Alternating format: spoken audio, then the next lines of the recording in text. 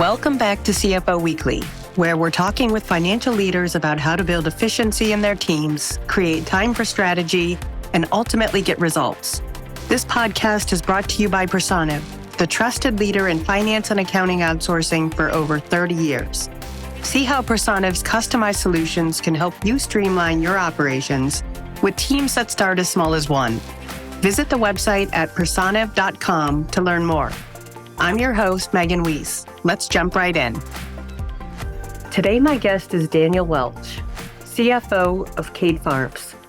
Daniel joined Kate Farms as CFO in 2023. Prior to joining Kate Farms, Daniel served as CFO of Oura Health, makers of the Oura Ring. Daniel joined Oura in 2020 and was responsible for driving all aspects of the company's financial activities, including financial reporting, planning, treasury, investor relations, and corporate strategy. Before Oura, Daniel led the corporate finance team at Sonos, Inc., where he was responsible for corporate development, strategy, and treasury functions.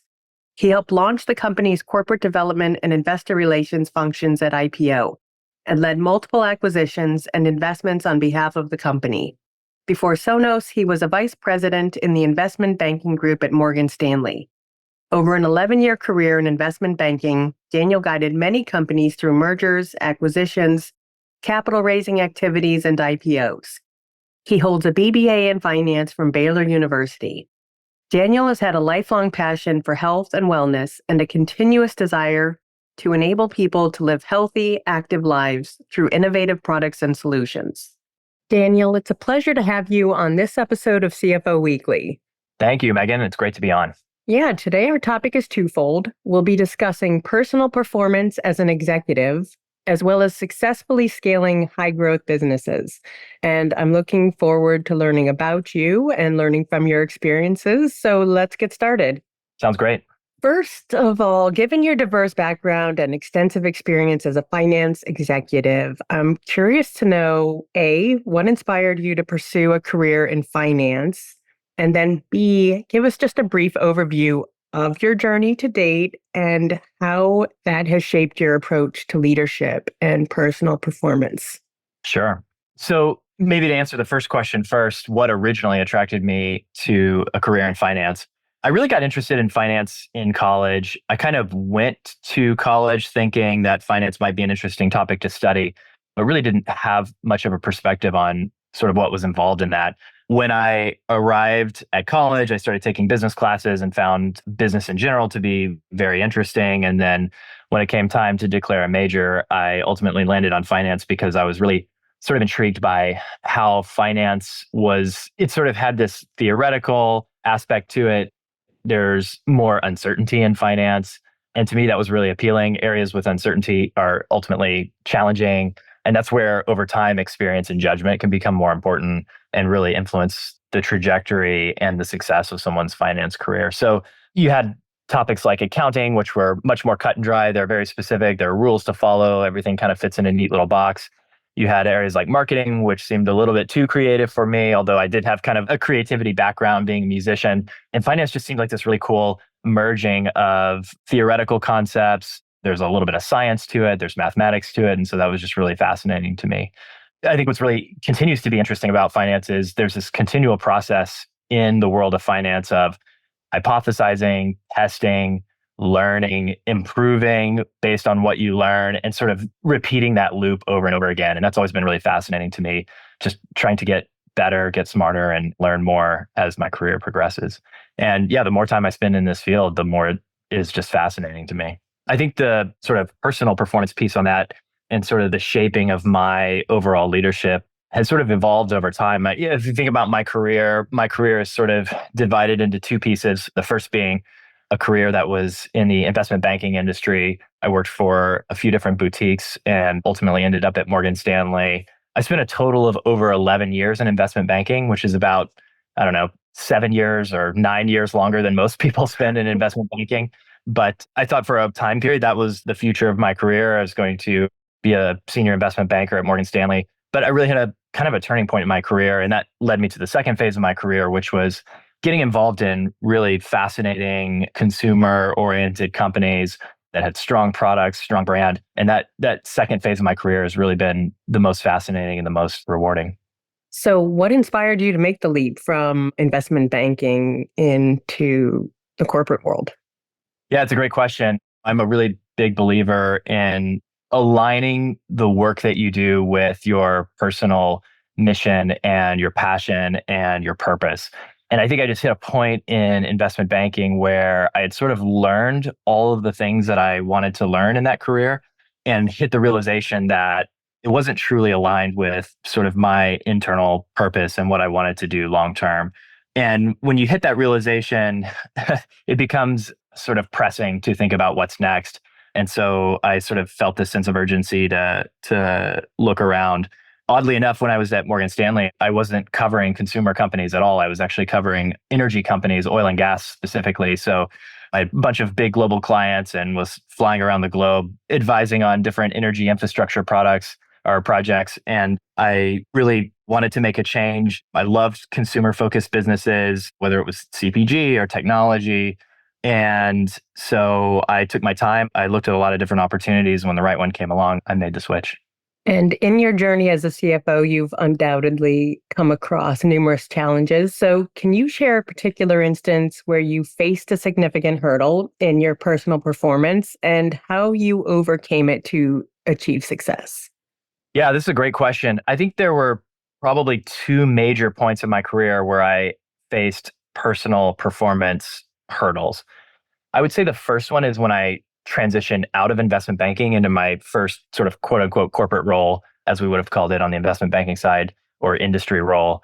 Investment banking as a career is a highly client focused role. Investment banking is essentially a very high value client service that you're offering, and clients are often paying millions or tens of millions of dollars for your advice. And so in that environment, your email inbox is basically your to-do list. And any emails that are coming to you basically are essentially from either senior bankers within the company or within the firm, or from your clients that you're doing work for. And so you really get used to this very task-oriented, high output-oriented environment. When I left and joined the corporate world, I was actually hired. So my first role in the corporate world, I was in corporate finance group at Sonos, and I joined Sonos right before their IPO.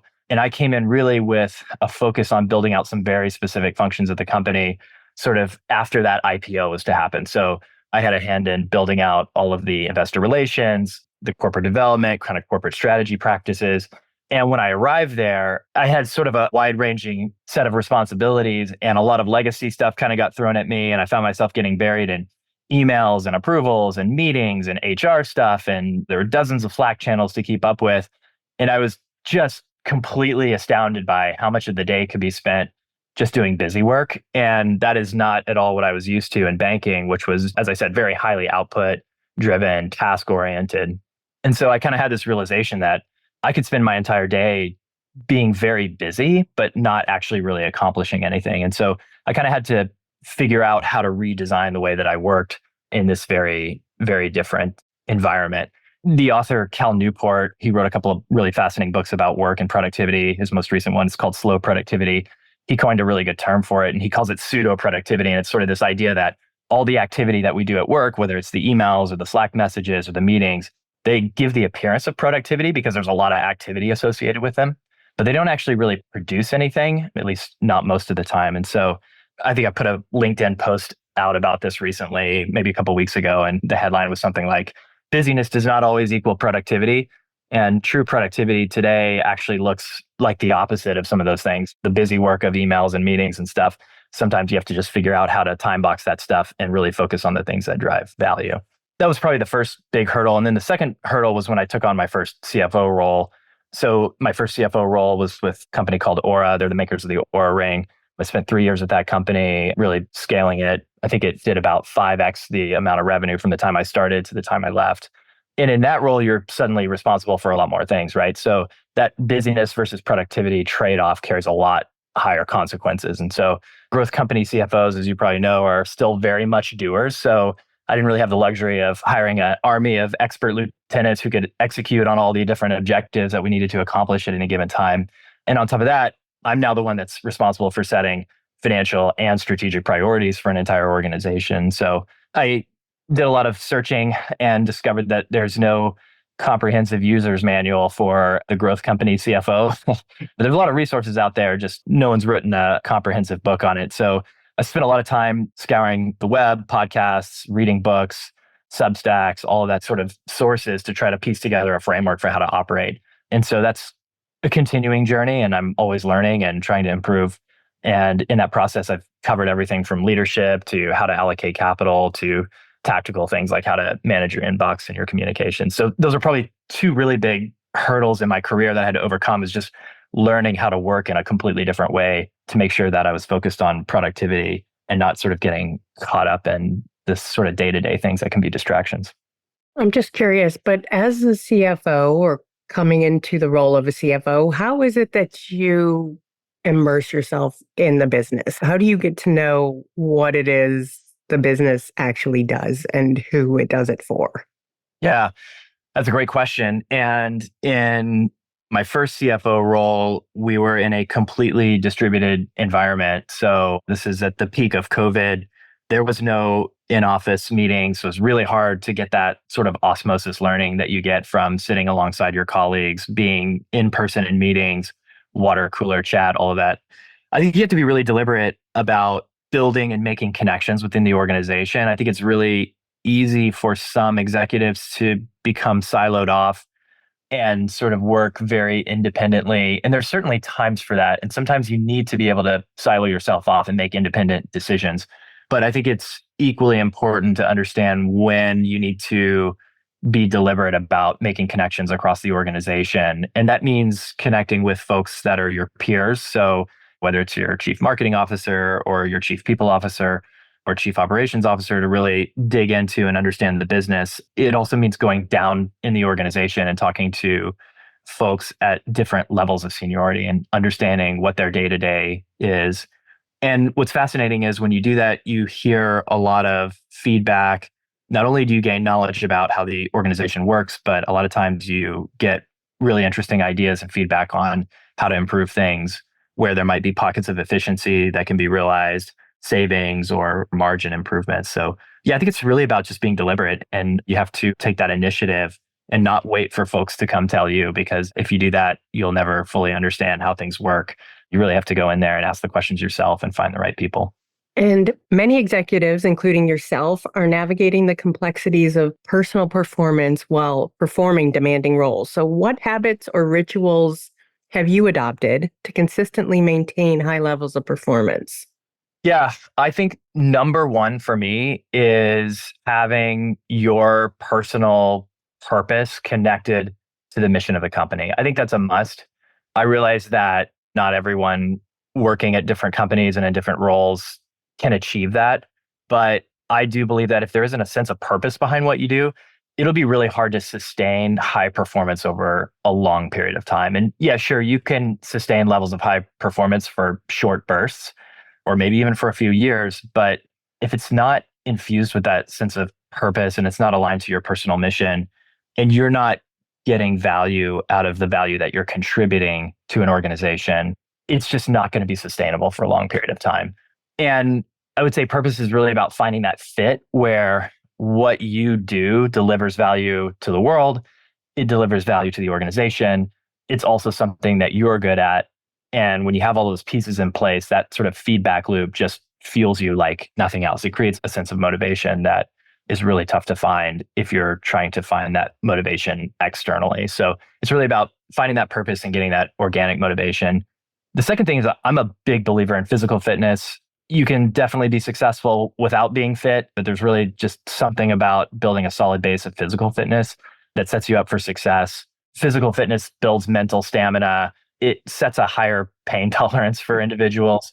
It makes you more patient. And so to me, it's a must-have. Every day I've got to be active. You know, it's funny, physical pain kind of has this tendency, or physical pain that comes from physical activity kind of has this tendency of putting mental pain or mental stress into real perspective. So the stress of bench pressing a few hundred pounds or trying to row 500 meters in a minute and a half sort of makes that psychological stress of work just seem minuscule by comparison. And so try to carve out time every single day to be physically active. Some days that might just be taking a walk or going for a short jog. And other days it might be something that's a bit more involved. And then maybe more on the sort of work focused side of it, I am a big believer in having a daily practice of, or maybe having a broader practice of identifying the sort of 1 to 2 highest priority things that you're focused on. And this is kind of an old Peter Drucker truism that executives are only really effective when they can apply all of their focus to 1 or 2 high priority, high value, sort of needle moving activities. And then breaking that down and having a daily practice of writing down the sort of 3 to 4 actions that I need to take that day to make progress on those highest priority focus areas. And if you don't do that, these other sort of pseudo priorities will manage your schedule for you. And you'll get sabotaged by that idea of pseudo productivity that I was talking about earlier. So really critical to obsess about the output of what you're trying to get done and taking actions that drive toward that every single day. Now, of course, not every single day is a victory. I don't cross off everything on that list, but anything that's undone of that on that day just sort of finds its way onto the next day's list. And as a CFO, you obviously play a pivotal role in driving the financial strategy of a company. So how do you balance the demands of strategic decision making with day-to-day responsibilities, ensuring both short-term and long-term goals are met effectively? Yeah, I think the best thing that a leader can do is, first of all, set really clear objectives for the organization. And a CFO, I think, has a really instrumental role in that, working with the CEO. And then that's not enough, right? The next part is you have to clearly lay out the roadmap of how to get there. And I think the value of a leader is in translating that outcome into more actionable, digestible, understandable set of steps for the organization to get where it needs to go. And I think a lot of leaders fail here. They set the objective, whether those are financial targets or maybe a product development timeline, but they don't excel in articulating for the organization exactly how those goals are going to be achieved. And long-term goals have to be broken down into a series of short-term, much more actionable goals. And it's really up to the leader to sort of take the guesswork out of that for the team. But so often you see leaders just sort of set the target and then crack the whip and expect the organization to find their way on their own. I think it was Bob Iger in his book said something like, you can do a lot for the morale of your people by taking the guesswork out of their day-to-day work. And it's so true because nothing kills morale like uncertainty or confusion in the day-to-day execution. So I think that's really important to do. And often as a leader, it may not actually be in your realm of expertise to break down goals into their tactical actions. A good example for me is I don't have an accounting background, but I think in those particular circumstances, it's critical to have really strong subject matter experts on your leadership team who can translate those broader objectives into day-to-day tasks for the team based on their own technical expertise. And so I rely very heavily on my controller who has an extensive background in accounting and can sort of help me in those areas where I may not be as much of a technical subject matter expert.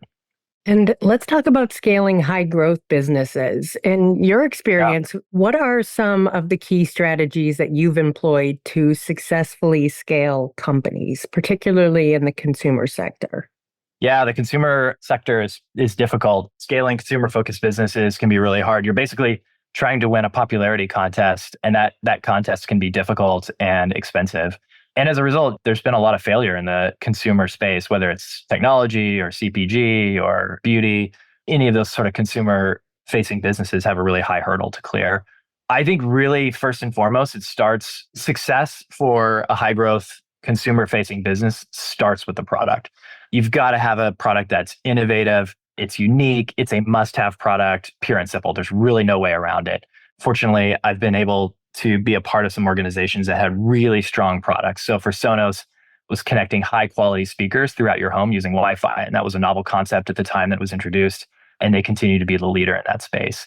At Oura, it was the most accurate health tracker in a easy to wear, better looking form factor. And then at Kate Farms, where I'm at now, it's about significantly healthier, higher quality nutrition for people who have nutritional needs. And in that market, specifically the plant-based medical market, we are the market leader in those sort of hospitals and home care organizations. So really, you have to lead with the product. You've got to have a high quality product. You need customers that are really big advocates for the product, which drives a lot of organic growth so that you don't have to go out and pay for growth. Second, I think it's critical to focus on unit economics and ROI in this sort of era that we're coming out of where we had a lot of excessive capital funding for high growth businesses, so many companies went to market with products that were just simply upside down in the margin structure. And the thought was always that, oh, we'll have the opportunity to increase those margins once we achieve scale. And that can be true to some degree, but it's really critical to get that margin structure at the product level right out of the gate, because there will always be forces, whether they're competitive or input costs, that put pressure on those margins. And so making sure that the economics make sense from day one is just really critical. I mentioned ROI, and ROI can be kind of a tricky concept because going back to the discussion on finance and theoretical frameworks, there's a lot of different ways to do it. It's a total garbage in, garbage out formula. But I think it's critical, you've got to have a framework for this internally. You need to have a framework for how to evaluate new products, new markets, new channels against your cost of capital. And you've got to build some buffer in there to account for all of the variability and the theoreticalness of that overall framework to make sure that every decision that's being made is driving value for all the stakeholders that are involved in the organization. And I would say probably the third thing would be having access to liquidity and having a sort of fortress balance sheet, as the term goes. And that just means having ample cash on hand, having ready access to liquidity in enough amount to weather any sort of unexpected storm, whether it's a macroeconomic storm or just a long period of time that it takes to get to a point where a business is much more capital stable. Let's switch gears and talk about technology, but technology is obviously playing a huge part in finance and accounting these days. So how are you leveraging innovative financial tools and technologies to optimize processes and enhance decision-making? Yeah, we spent a lot of time talking about this at Kate Farms in my current role. I think there's sort of this misnomer that smaller, more agile, high growth companies are leveraging all the latest and greatest technology. But the reality is in all three of the kind of high growth consumer facing organizations I've been a part of, I would say we were still on sort of the mid to late stage of adapting some technologies. So I think that technology becomes a really big focus, especially when you're trying to do more with less. And I think we'll see companies really focused on it going forward because of all the pressure and the high expectations from shareholders on delivering better margins and better capital efficiency. But I would say for us, technology is really about getting access to data faster or speeding up an existing process. I'm of the belief that there's probably 3, maybe 5 core KPIs that business leaders should be paying attention to consistently. I don't need thousands of data points. I don't need the data cut dozens of different ways. And I think it's tempting for a lot of companies to get enamored with a large quantity of data or what the systems and tools can spit out. But as the saying goes, a wealth of information creates a poverty of attention. So I'm a big believer of sort of narrowing down on what those really core, high-level indicative KPIs are for the business and monitoring those on as fast of a basis as possible. And then when one of those KPIs starts to flag something that looks a little bit off, that's when you can go dig. So when I think about technology, it's how do I get that data faster? How do I dig for that data faster if I need to? And then how do we speed up an existing process so that we can enable the business to get data faster, make decisions much faster? So yeah, our approach to technology is definitely focused on speed and quality of data. For us, more specifically, that's about closing the books faster, giving budget owners access to real-time budgeting data, real-time production of our core KPIs, and making sure that we get that data as quickly as possible so that we can reorient if we need to. I'm just curious, did that involve implementing an ERP somewhere along the way? Yeah. Fortunately, we implemented an ERP system before I arrived at Kate Farms, although ERPs are ongoing development projects. Yeah, I think so. I think the sooner that companies can get on a high quality ERP, the better. I think it's a tough decision to make, but I've kind of seen it both ways in my prior organizations. I've seen it where implementing an Oracle or an SAP or a NetSuite later in the process is much more painful. It's more expensive versus earlier in the process where the cost might appear imprudent at the time, especially given the scale of the company. But anytime I've seen a company take that action earlier rather than later, it's actually really paid off in the long run. So definitely my advice is tackle the ERP implementation as soon as you can. And mentorship is a significant aspect of leadership. So can you elaborate for us on your role as a mentor to startup companies and maybe share some of the insights into the critical lessons you impart to these emerging entrepreneurs? Yeah, I've been advising early stage companies and their founders, both sort of formally and informally in various capacities for several years. Typically, I'm working directly with founders on a number of things, but often we end up focusing on a lot of the same things that we're talking about here today, right? So, how do you scale business in a sustainable manner, preserving margins, growing in consumer facing channels where it can be very expensive to gain visibility and gain awareness? So, really helping them think through different go to market strategies, what channels to focus on. And I even venture a little bit into product development focus, especially as it pertains to maximizing value. A lot of startup companies are founded by engineers or other sort of product oriented experts, and they don't always necessarily have the financial background or sort of that shareholder mindset of how do I orient the company or how do I design the product development cycle to maximize value and to make effective use of the allocation of our capital. And so that's really where I spend a lot of time with founders. And then another one is identifying and finding the right capital partners. And having the right capital partner, having the right person on your board can really open doors for a company and make a big difference in the long-term trajectory of the company. And likewise, having the wrong capital partner can really be a stumbling block for growth or for the strategy of the company. So spending time identifying the right folks and bringing the right folks to the table, I think is really important. I think the biggest thing though is just focus. And we've talked about this, but focusing on the right things, avoiding distractions. It's really easy as a startup company, especially when you have some new product or technology that has seemingly good product market fit to say, oh, wow, there's a million different things we can do with this new technology. There's a million different derivatives we can make of this product. But it's really about identifying the things that are truly important, that are actually going to drive value, clearing the desk of all the things that look important but aren't going to actually produce value, or maybe just sequencing those things into the order of what's going to produce the most value first, and encouraging founders and high growth companies to focus on those things one at a time. And you mentioned that your role today is CFO at Kate Farms. And while there, you've been instrumental in driving the company's growth trajectory. So can you walk us through a key initiative or strategic decision that you believe significantly contributed to the success in that plant-based nutrition market? Yeah, I think there's two big strategic decisions, or maybe one big strategic decision that was made actually before I joined the company. And then maybe not quite as large, but a very important strategic decision that we've made today while I have been a part of Kate Farms. And the first one was, like I said, this happened prior to my arrival, but it's one that really set us up for the success that we have today, and really have to credit our CEO, Brett Matthews, who invested in the company early on.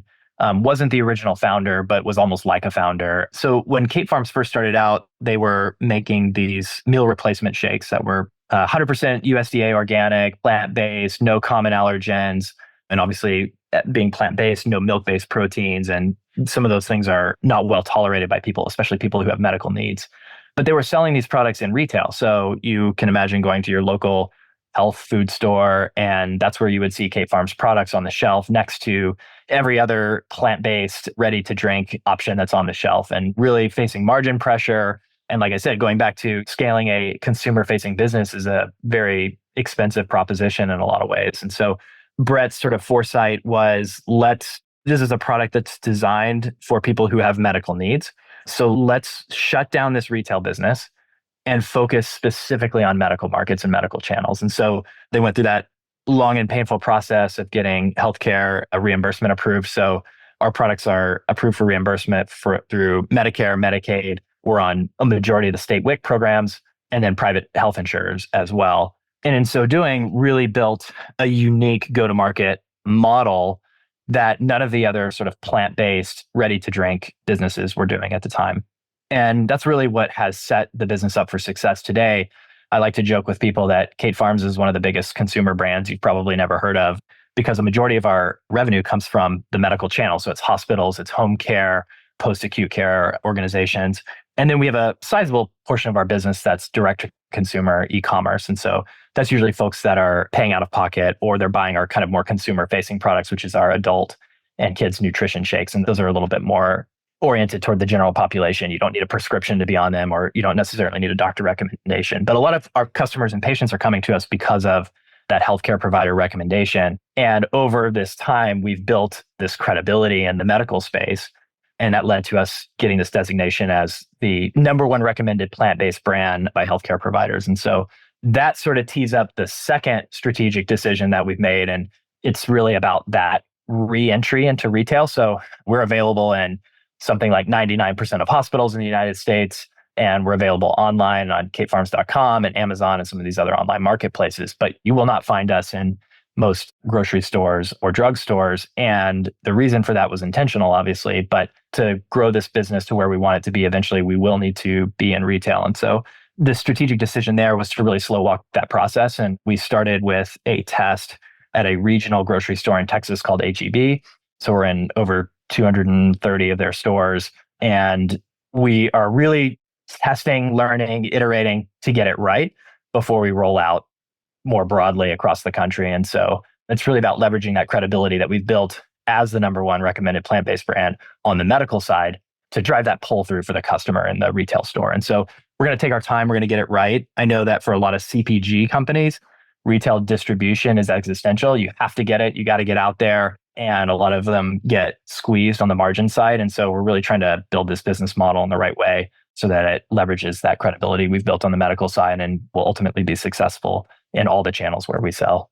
I'm just curious, how is it that you chose HEB? As someone who lives in Texas, I love that grocery store. Yeah, so I live in Santa Barbara, California now, where Cape Farms is headquartered, but I grew up in Texas as well. I grew up in the Austin area. HEB was a wonderful part of my childhood and upbringing. It's such a great organization.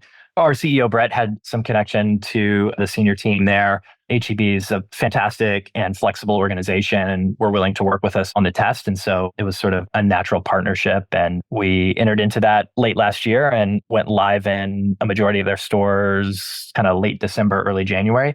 And we're looking at the data that's coming in, and we're progressively building market share. So it's headed in the right direction. And what advice would you offer to aspiring CFOs who are looking to excel in their careers and make meaningful impacts? You mentioned loving what you do, but is there anything else? Yeah, maybe keying off that, loving what you do, it's the number one thing is choosing where you work, right? I think that that's maybe something we don't talk about a lot. Sometimes people find themselves in situations where they don't have that purpose and that alignment, but I think that having purpose and alignment is critical for long-term career success and to your own mental health. And so, making the right decision on the place you want to work is critical. That comes down to, what's the quality of the company's product and the trajectory of that company. I think that's a really critical one. If you can go to work for a company that has the right mission and the right values and doing the right things, but maybe they don't have that great of a product. And ultimately your success as a finance leader or an aspiring finance leader is going to be tied to the trajectory of that company's product and where they're going. From time to time, I talk to folks who are contemplating a career change, especially in this sort of finance area, and I always tell people, take their time. Don't jump on the first thing that comes along. Really seek out that company and that culture that's producing great things and is going to provide you opportunities for growth. And I think for finance leaders in particular, I would say getting exposure to as many different areas within the finance organization as possible is really essential. And I think typically what you see in finance roles is a bifurcation of the different of people's experience, right? So you have very accounting oriented folks or very FP&A oriented folks, or maybe you have one or two that have more of a corporate finance background. So capital raising, M&A, corporate development, those types of skills. And I think there's a lot of value if you're aspiring finance leader or you want to be a CFO at some point to gaining exposure to as many of those different areas as possible. And then, of course, when you become CFO, you have to start learning about all the other areas of the business because you're ultimately responsible for understanding how they work and optimizing them and everything. So really, it's a learning process. But I think getting a diversity of experience as early as possible is really critical. And that kind of goes back to what I said earlier, which is choosing where to work is important because some companies are really good about giving people exposure to those different areas, whether they have like a rotational program or something like that. And some companies are much more siloed and it's like, hey, you have this job and that's your single career track. There's a lot of opportunity to gain a lot of exposure to different areas in startups and smaller growth organizations, but that obviously carries more risk. And that's where you have to go back and assess the quality of the company and the quality of the product. That's really insightful. Thank you for sharing that. Last question, but what emerging trends do you foresee shaping the future of financial leadership? Yeah, this is a good question. I think about this a lot. I think probably one of the things that I see increasingly common is that, especially in higher growth organizations, CFOs and finance leaders are increasingly needing to partner closely with the marketing or growth parts of the organization. And maybe in previous times, CFOs were a little bit more confined to the lanes of finance and accounting and maybe setting financial objectives for the organization and sort of leaving it at that.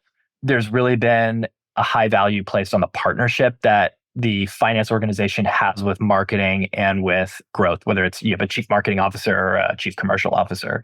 That relationship has become really important. And that's especially important for consumer companies because, like I said, it can be very expensive to scale a consumer company. And so there will always be this tension in every company where marketing wants to spend money and finance wants to rein them in. But I think it's really important that CFOs in the finance organization dig in with the marketing team to really understand what drives incremental business and to really understand how to measure the effectiveness of the marketing activities that you're doing. So that's a big one. I think we'll see more of that. That will take on more importance, especially in the sort of consumer-facing, consumer technology, CPG, and those different areas. I think also finance leaders have hopefully learned a number of lessons from the sort of exuberance of the 2019 to 2022 era of essentially free capital. And that is that growth is important, but margins still matter. And every company has to produce cash flow at some point. And the faster you can get there, the stronger the business is going to be. And really, that's the key to building a sustainable company that's going to be around for decades or even centuries. And so increasing vigilance, never disengaging your sort of system two thinking and falling victim to crowd wisdom, I think is really important. And so I think that we'll see a generation of CFOs, especially from sort of my generation and younger generations that are, have learned some of those lessons from that era and are focused on building sustainable companies that are still growing, but maybe not growing at the same rate because they know they need to do so sustainably.